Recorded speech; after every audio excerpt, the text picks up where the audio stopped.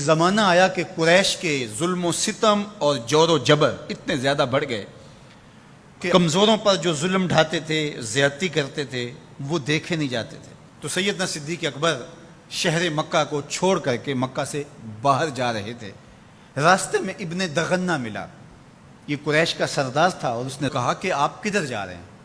تو آپ نے فرمایا کہ اس شہر میں اب رہنا نہیں ہے جہاں جور و جبر کا رواج ہو، جہاں ظلم و تعدی پھیلتا ہی چلا جائے، جہاں شر کو کوئی روکنے والا ہی نہ ہو، تو میں تو اس شہر میں نہیں رہنا چاہتا۔ تو ابن دغنہ نے آپ کو روک لیا، اس نے کہا میں آپ کو نہیں جانے دوں گا۔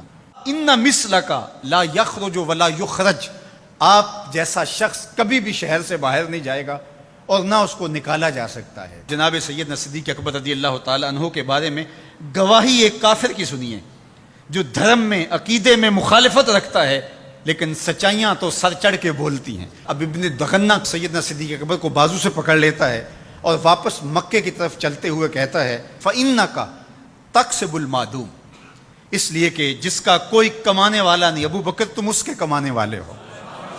تم اگر تاجر ہو تو تمہارا مال تجارت جب بکتا ہے تو غریبوں کے چولہے جلتے ہیں، تو تم اگر چلے گئے تو غریبوں کے چولہے بجھ جائیں گے، شہر میں اندھیرا ہو جائے گا، لوگ فاقوں سے مر جائیں گے، تمہیں نہیں جانے دیں گے۔ دوسری بات وَتَصِلُ الرَّحِمَ، تم صلہ رحمی کرتے ہو، تمہارے رویوں کا جمال اور تمہارا طرز معاشرت اتنا خوبصورت ہے کہ لوگ رشتہ داروں کے ساتھ رویہ کیسے کرنا ہے تیری چوکھٹ پہ آ کے سیکھتے ہیں۔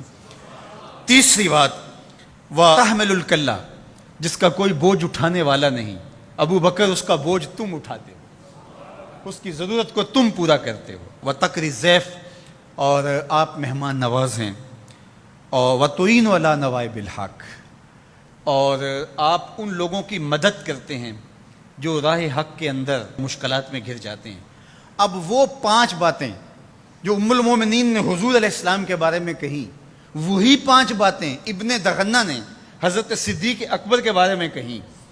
تو اب یہ سمجھنے میں کوئی دیر نہیں لگتی کہ حضور نے اپنے غلاموں پہ اپنی سیرت کا رنگ چڑھا دیا تھا، اور ایسا پختہ رنگ تھا، ایسا پکا رنگ تھا جس کو کافر بھی دیکھ رہا ہے۔ وہ رنگ دور سے ہی دکھائی دیتا تھا کہ ابو بکر پہ بھی محمدی رنگ ہے، عمر پہ بھی محمدی رنگ ہے۔ اب آئیے ایک حدیث اور رکھتا ہوں، اور وہ ابو داود میں ہے، ترمذی میں ہے، اور سیدہ عائشہ رضی اللہ تعالی عنہا فرماتی ہیں، کہتی ہیں ما رأیت احدا کان اشبہ سمتا وہدیا ودلا وکلاما برسول اللہ صلی اللہ علیہ وسلم من فاطمہ، کہا کہ میں نے سیرت میں، صورت میں، عادات میں، طرز زندگی میں، انداز معاشرت میں حضور کے مشابہ فاطمہ سے بڑھ کر کسی کو نہیں دیکھا ہے۔ اگر حضور کی سیرت کا عکس کامل دیکھنا چاہتے ہو، اگر حضور کے جمال کا نقشہ مکمل دیکھنا چاہتے ہو، اگر محمد عربی کی تصویر دیکھنا چاہتے ہو تو وہ فاطمہ بنت محمد ہے صلی اللہ علیہ وسلم۔ ابو بکر صدیق حضور کے رنگ میں رنگے ہوئے، سیدہ فاطمہ حضور کے رنگ میں رنگی ہوئی ہیں، اور وہ بھی حضور کی تربیت کا عکس ہیں، اور یہ بھی تربیت کا عکس ہیں۔ وہ بھی حضور کا رنگ اور یہ بھی حضور کا رنگ، اور دونوں ایک ہی سینے سے پھوٹتی ہوئی شعائیں، ایک ہی چمن کے مہکتے ہوئے 2 پھول، ایک کا نام فاطمہ ہے اور دوسرے کا نام ابو بکر ہے۔ اور اگر کوئی انگلی اٹھاتا ہے سیدنا ابو بکر پہ تو وہ حضور کی تربیت میں نقص نکالتا ہے، اور اگر سیدہ فاطمہ تو زہرا پہ کوئی بات کرتا ہے تو وہ بھی سوچے بات کہاں تک جا رہی ہے۔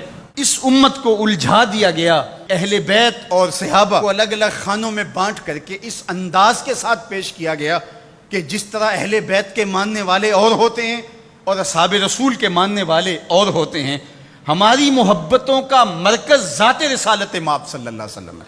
اللہ کی محبت مقصود شریعت ہے، والذین آمنوا اشد حبا للہ، یہ قرآن بتاتا ہے ہمیں، لیکن یہ محبت بھی ہمیں اس در سے ملی ہے۔ تو اس لیے ذات رسالت مآب جب مرکز محبت ہوگی تو پھر یہ جھگڑا کبھی بھی نہیں ہوگا کہ میں اہل بیت کو مانتا ہوں اور صحابہ کو نہیں مانتا، میں صحابہ کو مانتا ہوں اہل بیت کو نہیں مانتا۔ میں تو کہا کرتا ہوں کہ صحابہ نبی کے در والے ہیں اور اہل بیت نبی کے گھر والے ہیں۔